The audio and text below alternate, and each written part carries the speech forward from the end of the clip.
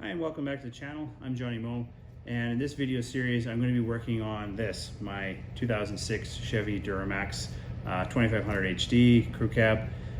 This is a 2006, and back in that era they had two trucks. They had early models were called LLY, and the late models were LBZ or LBZ. Basically, the only difference between those two trucks was a software tune. Otherwise, the hardware was exactly the same.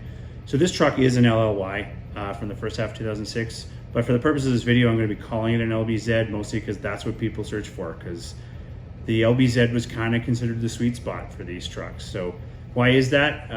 Well, in 2006 and then early 2007, they had figured out how to make big power out of these. So 650 foot-pounds stock out of these trucks, and you could easily tune them up to 800 and change on a stock motor powertrain. And they didn't have a lot of the emission stuff yet, so a lot of the things that crippled and complicated the later trucks, this truck didn't have. So they're still sought after even today. It's 2023 October, so this thing is 17 years old, and you still see guys asking 35,000 US for these trucks. This particular one has about 160,000 miles on it. Originally, the truck came out of Illinois, and my dad actually imported it in 2008. So here's a picture of him with his prized Heffalump. We named all of our vehicles after Winnie the Pooh characters, so Heffy is the name here. But it hasn't had a hard life. Like really, my dad gave it to me in 2017, and really up until then, it was a grocery getter. That's all he used it for. He really kind of overbought. We had an old Larson boat we towed with it, and in fact, he had a truck before this one. It was 2005. And that truck was actually stolen. And so when he got this truck, and I think we were probably kind of lucky that he did, because the 2005s weren't as sort of sought after as the 06s, but he ended up making money on insurance, and he bought this truck when the Canadian dollar was high. So I think he may have paid $36,000 for this truck. And like I said, today guys are selling these for 35. So in 15 years, the value of the truck hasn't changed. And for me, I use it to tow my Taiga boat. It's about 8,500 pounds. I tow my fifth wheel. It's 35 footer, and it's up to 11,000 pounds. And this thing just does it. There's no funny business. It's simple. It's easy. So I have no reason to upgrade. I know no reason to spend over $100,000 on another truck when I can make this one have a lot of the creature comforts and some of the niceties, and maybe be as attractive as some of the newer trucks. So that's what this project's about. It'll be a limited number of videos. Hopefully not as many as my last Jeep series, where hundreds of people tuned in to watch that. Hopefully with the LBZ it's a little bit more popular. But some of the things that I'll be doing, I've already upgraded the wheels and tires. I actually powder coated the original wheels that my dad bought years ago, and added some Nokian Outpost AT tires, which are actually kind of hard to find, but I really like them, and I like that they're just a little bit different than buying BFGs like everybody else, and they are load range E. I upgraded on the back. You can see over here I have the topper. That's a Revolver X4S. Pretty much the most expensive roll-on hardtop cover you can get. But I really wanted something that was going to last, and I don't like the canvas ones. The last one literally blew off and ripped to shreds, and I didn't want that. So a little head start on this project, and I had to do those things because I did blow out 2 tires this year. So that was a really fun time on one time, well actually both times, pulling my fifth wheel. So kind of got lucky that was the only issue that I had. So anyway, we're going to start on this project. Again, we're focusing on the exterior this winter, and then hopefully if things go well I can do the interior next year. But that's what this is going to be about. I'm going to start by ripping it down. I want to paint it. Probably it's going to end up being some sort of white metallic color. I'm going to redo a few things: headlights, tail lights, the hitch, bed liner, things like that, running boards. Basically bring it up to what I would call modern standards. So hopefully you find some interesting things in this video, hopefully more so than some of the other things that I've done in the past. I never make videos for clicks or views. I make them to give something back to YouTube, because it's been really useful for me in all the projects that I've done. So hopefully you find a snippet of information in here that you find useful with your own truck. So with that, we'll get started ripping this thing apart. Just another quick look at the hubcaps. These were printed by Trifab Creations after I designed them. My buddy Tristan is kind of a wizard with these 3D printers. Turned out well with a little bit of single stage matching paint here. And here's just kind of a last look at the truck before we take it apart. And this is my buddy Scott, Big Scott San. We needed to take the truck apart. He and Gus, his dog there, came over to help. Taking off the running boards, which are mounted in 3 places, and these are one of the most rusted things on the truck, which was kind of a nuisance to get them off. And here we're going to tackle the bed removal, which is a total of 8 bolts.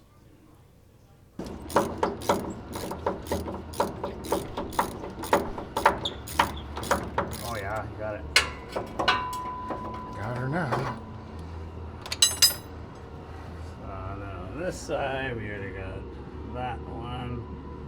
And then somewhere back here, there's going to be another one. Oh, is this it here? Oh. Yes, maybe? I think so. Taking my glasses up.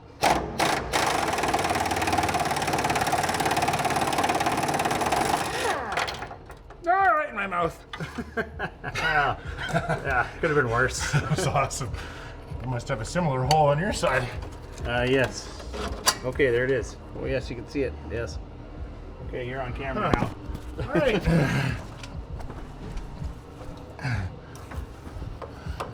Oops. Somebody thought this through.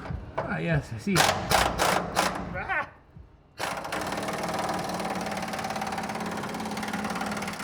Is it coming? Yep.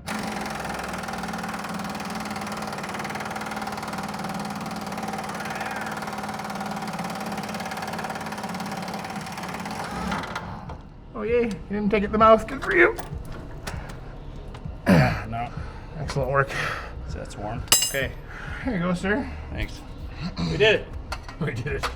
Horrible success. So we had those two, and then we had one right over here that mine does not come out, and then one just to the front there.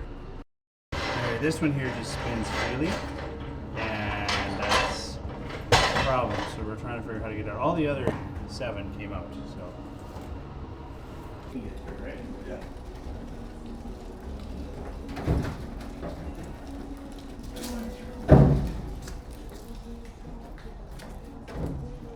Good? Yep. Walking forward. Yep. I don't know where we are. A little bit more. There. Get it. There we are.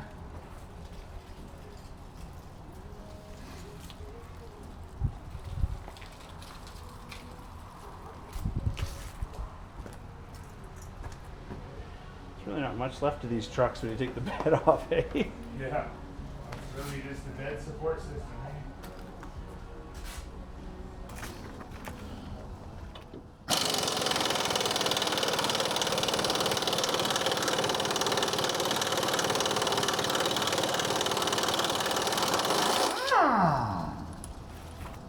Home to you. There you go. We did it. We did it. Horrible, horrible success. Hey. You might fall on your head. I don't know if that's the right size, dude. What? It would have changed. Yeah.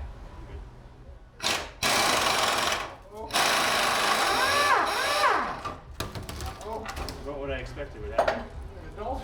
Oh, I brought a nice little baggie over here to follow these in, and Yeah, the it's wind right came. there. Oh. Nice. My hands are dirty. Why are you wearing your gloves? I don't know. Now my gloves are gonna get dirty. Well, I hope you're enjoying the live dialogue. Here we're pulling out the headlights. Real simple. I just have a pin in them, and then I pull them out from a clip. Bottom is just a couple clips. And then moving on to the main grill. So you got to pop this plastic shroud off the top with a bunch of, I think it's push pins. There might have been some screws. And then this thing largely just kind of pops out like that. Next will be the front bumper. Took a little bit of jiggery pokery to find the bolts here. But in the end, there's actually only 6 of them. So it's actually pretty easy to take this out. Just watch for wires and clips and sensors. There's a few hiding in there. And these are the 3 bolt holes on either side. Just like that. We'll move on to the front fenders. I'd skip the other side. You got to take the inner shroud out first from the fender well. the wheel well liner, and then here I'm pulling out the battery on this side. There are some good videos on this. I won't go into detail on how to remove the fenders, but there are a couple trays here. Pull those trays out, and then you have full access. Obviously, I've already pulled out the airbox as well. And you can kind of see just what a little bit of this looks like.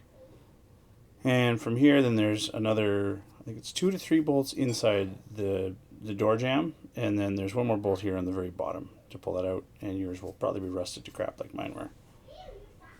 And just a quick hit on the rear fenders as well. Obviously that's going to be a future project I'm going to have to deal with. And that's it. I got it up on some jacks and blocks here, so it's a little easier to work underneath. Put a tarp down as well to catch a lot of the rust I'm going to be working on in the next video. But overall it's looking pretty good. And here I'm pulling apart, this is the rear bumper now, and so I'm kind of getting all the parts ready to go sandblasting. And you know, there's basically 2 pieces on either side, 2 supports that attach it to the truck, and then there's that big beam across the bottom of the bumper that's also a separate piece, which you can see right in the foreground there. And so just detach the bolts, pretty straightforward stuff, really heavy duty bolts, which is nice, so they're, even if they're rusted, they're not destroyed. And just come off with normal hand tools, not so bad, but it is pretty rusty in there for sure.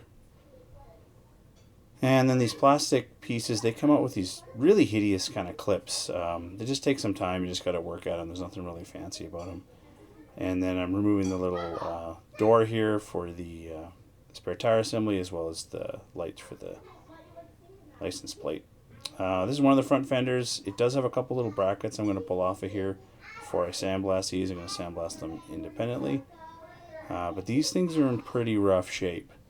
We're going to see how they look after the sandblasting. And then of course here, pulling off the outer wheel arch, and that's kind of masking a lot of where the rust is, because the stupid arches actually capture the water, and then of course they rust in there. So, and I'm taking off the remaining pieces that attach to the hood here as well. Again, a couple little brackets, and getting these things all cleaned up. And then for the front bumper, pulling out the fog lights. There's a lot of bolts in here, and there's also a lot of retainers for the bolts. So it just takes some time and some hand tools to kind of get them all out of there. And this thing ultimately comes apart into 3 parts, all of which I'll be painting the same color, likely white at this point. But yeah, it's not in too bad a shape. The nice thing is this one is not dented up at all. The back one does have a little dent I'm going to have to deal with. So one of the last things I'm going to do is I'm going to pull the fuel tank to expose the underside of some of these cross members and make sure there isn't any serious rust. It's just the right thing to do as I go through and rust proof this frame. It did turn out that this fuel tank is, the sending unit's not in really great shape, which is sort of maybe another thing I have to look at. And now it's off to get the sandblasting. Again, Scott was kind enough to drive me with a trailer and take it out to Consolidated Compressor. I cleaned up the bottom of the bed, but the inside I would not touch the bed liner at all, despite this being an industrial level sandblaster, so that was sort of too bad. But here it is. You know, I'm doing a 2x speed here. It is exhausting work. It's kind of fun. Unfortunately, it was snowing today, so literally as soon as you would blast off an area with some finish, you'd get a wet spot, which would turn immediately into rust, which was frustrating. It also didn't take the chrome off particularly well, but it did rough it up enough that I think I'm going to be able to paint over top of it. I'm not saving the chrome, so thankfully that chrome is pretty durable stuff. But did a whole pile of pieces, all turned out pretty well, even though it is a real exhausting afternoon at the sandblasting shop. Alright, well this seems like a natural break point for the first video. As you can see behind me, the truck is almost stripped down as far as it needs to go. I still have the doors on it, but you know, the fenders are off, hood's off, bumpers are off, bed is off. Dropped the fuel tank, and just a lot of little parts, right? And I'll kind of give you a little bit of video here of all the parts that go on the floor. Obviously just got back from the sandblasting today actually, which was hit and miss because it started snowing, and that created some spot rust. So I'll kind of give you a little look-see here what the parts look like. The bed itself ended up getting the worst of the kind of sort of immediate surface rust. But I do have my handy rust spray, which I'm going to use on that. in the next video. So basically this first video was about stripping the truck down, finding the problems. It's, you know, I'm already deeper in than I was hoping I was going to be. Initially this was supposed to be, you know, let's clean up some rust and paint the truck. That was literally it, and a couple things I knew needed to be replaced, like the hitch and the headlights and, you know, light bulbs and stuff like that. And that was really what it was meant to be. Currently on my tracking spreadsheet, I'm at around $10,000 Canadian into this project, or at least, you know, projected to be into this project. I think that number is likely to go up. A few things I did find in here: the fuel tank, the sending unit, it's just the top of it is just rusted to crap. And if you're gonna replace the sending unit, it's like $400 or $500. I've always been annoyed that I only have this sort of 90 liter or 24 gallon fuel tank. S&B makes a nice gigantic one that also comes with the new sending unit. So it's like, well, you know, while we're in here, it's a good time to do that. And then you start looking at the fuel lines themselves. Well, you know, they're steel, they're rusted. Geez, it's a good time to do fuel lines. And then you're like, well, then there's the fuel cooler. Well, if I'm gonna do the lines in the tank, I may as well do the cooler, right? You see how this goes. Brake lines, same thing. They just look terrible. If I'm gonna be rust proofing the frame anyway, perhaps it's time to, you know, pull the lines off, replace them with new ones. So you see, it just keeps going and going and going. So very similar to the Jeep project that I did 2 years ago, where I ended up with, I think, 200 and some new parts for that thing. So anyway, so again, natural break point here. We got the thing stripped down. We kind of know where the problem areas are. As I've just articulated, you know, powertrain, all that stuff looks pretty good. I've already done the driveline fluids and kind of pulled all that apart, and that looks pretty good. So really the next video is going to be about kind of repairing.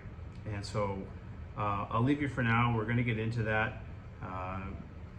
Thanks for sticking with the project. I know it's been a little bit random and ad hoc and jumping from place to place, but that's basically what my life has been for about the past, I think we've been at this for about a month since I started pulling the first bits of the truck off. So that's where we're at, and hopefully you learned something and stick on for the next of the videos.